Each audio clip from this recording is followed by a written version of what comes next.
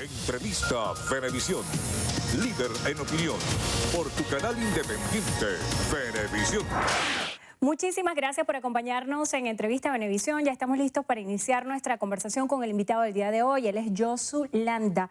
Él es filósofo. Es muy importante su visita en el estudio porque vamos a hablar de temas que a mí en lo particular me apasionan. La ética y la filosofía. Gracias por estar aquí con nosotros el día de hoy. Al contrario, muchísimas gracias por habernos ofrecido la oportunidad de hablar pues, de estos asuntos que hoy más que nunca probablemente sean necesarios, ¿no? Josu Landa es profesor de filosofía en México, es venezolano, anzoáteguense, tiene una fundación que cada año lo hace venir a Venezuela para tratar el tema de la ética. Y en un contexto como el que actualmente vivimos nosotros, que está lleno de circunstancias atípicas, la pregunta es, ¿cómo hacer un manejo ético de la crisis? Bueno, ciertamente vengo con motivo de la Fundación Ethos, que acaba de editar este libro que tiene aquí Endrina. Muchas gracias por mostrarlo. Las situaciones difíciles como la de ahora, que son obviamente duras, requieren de una pasta humana, o sea, de un alma bien constituida, ¿no? A eso se le llama ethos. El problema que tenemos es que durante muchísimo tiempo hemos abandonado la vida interior y ahora es cuando nos damos cuenta de que eso ha generado situaciones que se nos escapan de las manos, que son demasiado duras y que, sin embargo, es notable cómo el ser humano tiene la capacidad de afrontarlas. ¿Qué hacer ante esto desde la ética? Bueno, la ética viene de ethos. El ethos es la casa interior, es la morada que tenemos nosotros, es nuestro modo de ser, es lo que nos constituye.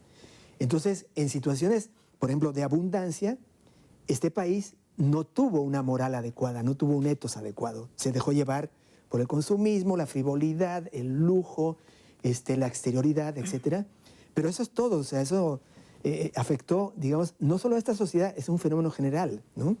Porque estamos volcados hacia lo exterior y hacia lo material, y abandonamos lo interior y lo anímico, lo ético, ¿no? Ahora debemos profundizar por el lado de esa reserva ética que todos tenemos. ¿Sí? Hablando de esa reserva ética y haciendo referencia a que las crisis siempre revelan lo mejor y lo peor que hay dentro de cada ser humano, ¿cómo hacer para cultivarlo? ¿Cómo tratar de ser racional en un contexto donde todo el mundo luce como desequilibrado? Y notas como venezolano con preocupación cómo en el medio de la crisis hay personas que, lejos de aportar soluciones, se convierten también en parte del problema. Cuando ves imágenes que te impactan de personas que en medio de un apagón se valen de esa crisis para sacar provecho personal, así como también tenemos ejemplos positivos de gente que en medio de un contexto crítico trata de buscar soluciones. ¿Cómo mantener ese equilibrio? Bueno, ciertamente, eso tengo que ser muy claro, no hay fórmulas mágicas para nada de esto.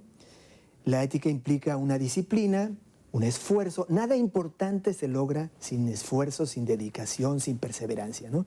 Ahora, ¿cómo conducir esa capacidad ética, ¿no? La lista de opciones sería muchísima, pero habría ciertas cosas importantísimas. Por ejemplo, conocerse a uno mismo. Eso es fundamental, ¿no? Saber quién es uno mismo y cómo puede enfrentar las situaciones. En segundo lugar, saber que hay cosas que dependen de uno y otras que no.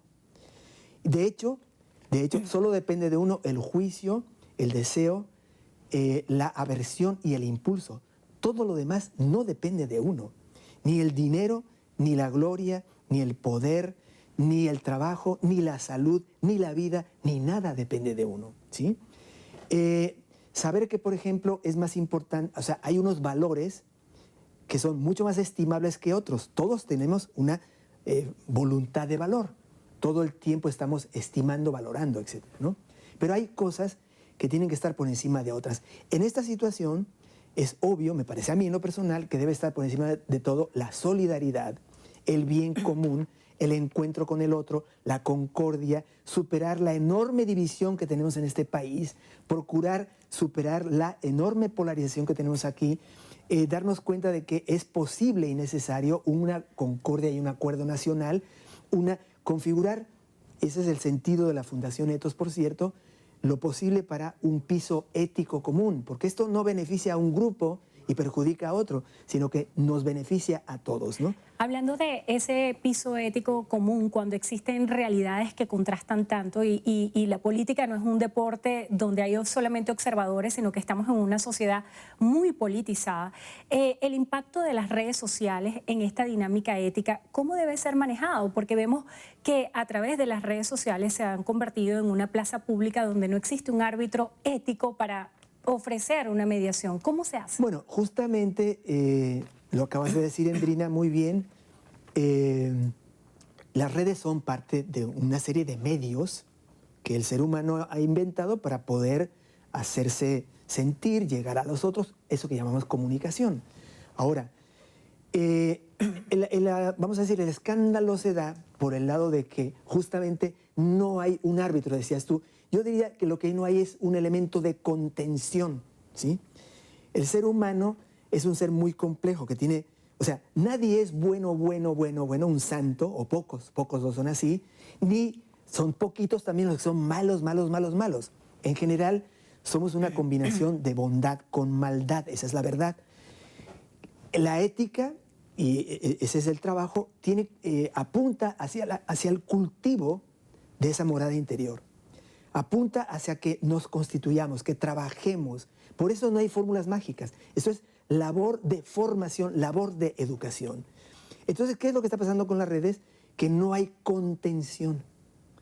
No, la ley no puede entrar porque es difícil, ¿no? Y porque genera una serie de asuntos relacionados con los derechos humanos, como la libertad de expresión y otros más, ¿no? Otros medios de control de eso sabemos que son difíciles. Por ejemplo, si vamos a acudir al plano técnico, entonces vamos a caer en lo mismo. Entonces, ¿qué pasa con eso? Como no hay nada que contenga, o sea, no hay ley, no hay familia, no hay religión, no hay partidos, no hay Estado, no hay nada que entre ahí, bueno, pues la gente hace lo que Dios le da a entender, que es lo que le da la gana, ¿no? Y claro, los que tienen un mayor componente de bondad hacen todo lo posible por adecentar la relación en las redes y los demás andan pues haciendo lo que les da la gana, ¿no? ¿Cuál debería ser el rol de cada ciudadano? Porque estamos en sociedades donde existe un esquema mesiánico, donde esperamos que existan líderes afuera que vengan a realizar el trabajo que internamente debemos hacer.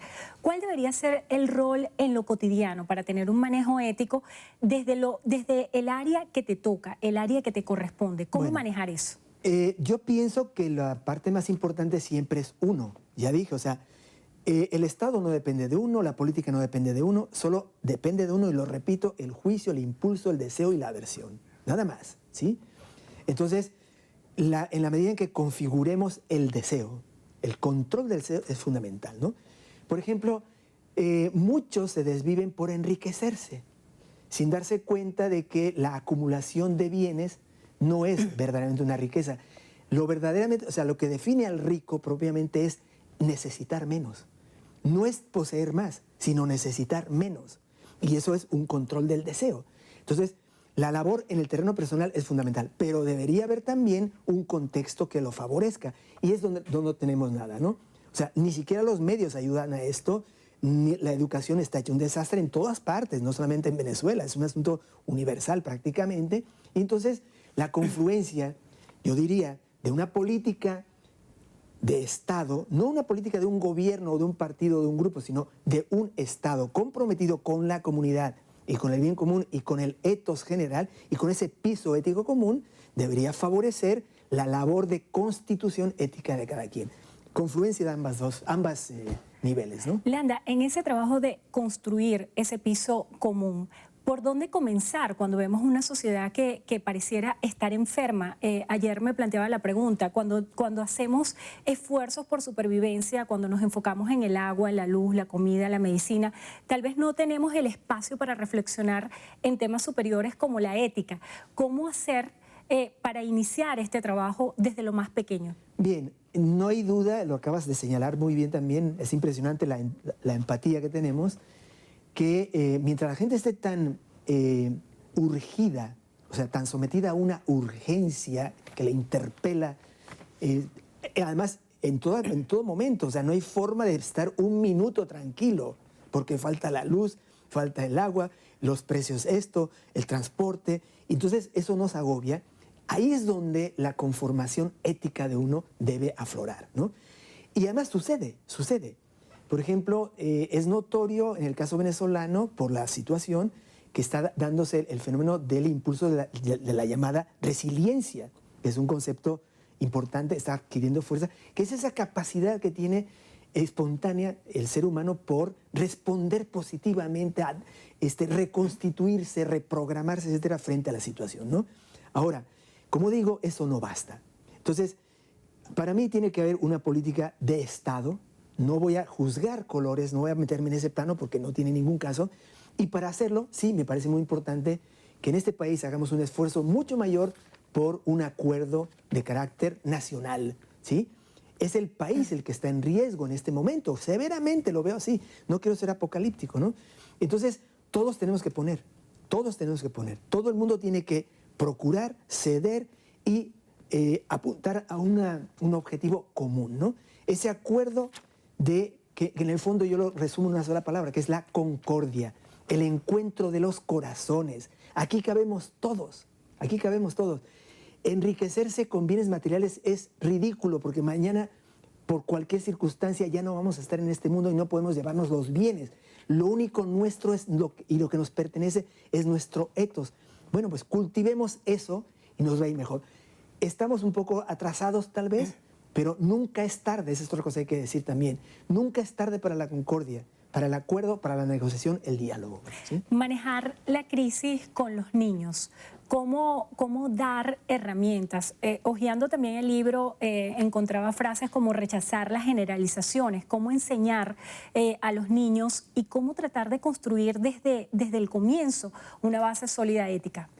Bueno, eso va por el lado de una de las dimensiones a las que se dedica más esfuerzo en el propio libro, que es tratar de juzgar correctamente, ¿sí? Eso se dice fácilmente, pero es toda una labor. Y ahí en el libro hay una serie de un libro que vamos a presentar, por cierto, próximamente el mes que viene, en abril o a más tardar a comienzos de mayo, Ética, Orientaciones Básicas, que no es un manual, sino es eso, unas orientaciones para que cada quien se configure su propio ethos, ¿no? Entonces los niños y todas las personas, en la medida en que reciban fórmulas de pensar correctamente, evitar los sofismas, evitar las falacias, no solamente la de generalización, la autoridad, por ejemplo, que permanentemente estamos usando, es otra falacia, ¿no? Porque fulano de tal lo dijo, ¿y eso qué? O sea, fulano de tal era un ser humano falible como yo, ¿no? O errores y mentiras, o las famosas fake news, etcétera. Sí, que cuestionan muchísimo la deontología de los periodistas. Todos los rumores y todo ese tipo de cosas. Ante eso hay que tener una capacidad de juicio correcto, ¿sí? Y procurar, en todo caso, la verdad, la bondad y la belleza. Y la rectitud, ¿no? El libro, en la contraportada, dice algo como que este libro no pretende ser la solución, pero busca encauzarlas de manera constructiva. ¿Cómo la ética puede ser parte de la solución de la crisis que vivimos hoy los venezolanos? Bueno, en la medida en que es lo que nos forma y lo que nos constituye, será el reservorio de respuestas posibles y probables ante situaciones que se nos presenten, ¿no? No hay recetas. Por eso este no es un recetario. Lo único que estamos diciendo es prepárate, fórmate, edúcate, ¿sí? Edúcate tú mismo, y al hacerlo irradia a tu entorno esa formación. No hay transformación de la sociedad sin transformación de los miembros que la constituyen. Ese ha sido un gravísimo error de los programas políticos de todo el siglo XX, que llegaron a fracasos por todos lados. Aquí todo el mundo ha fracasado. Todos los programas han fracasado. No hay uno que pueda levantar la banderita de la victoria, ni uno solo. Unos tienen más poder, otros tienen más fuerza. Pero todos han fracasado porque renunciaron al alma, renunciaron a la vida interior y pensaron que tomando medidas de carácter político, descuidando la transformación de la gente, se iba a poder hacer algo, y así estamos. Muchísimas gracias por estar hoy con nosotros en Entrevista a Venevisión. Hay un axioma de vida que dice que el inteligente cree la mitad de lo que oye, solamente el sabio sabe qué mitad cree. Joshua Landa, filósofo, gracias por acompañarnos hoy en Entrevista a Venevisión. Al contrario, muchísimas gracias a Venevisión, a Endrina y a todos a quienes han hecho posible el hecho de que yo dialogue contigo aquí y con tu audiencia. Muchas gracias. Muchísimas gracias. Gracias a ustedes también por habernos acompañado.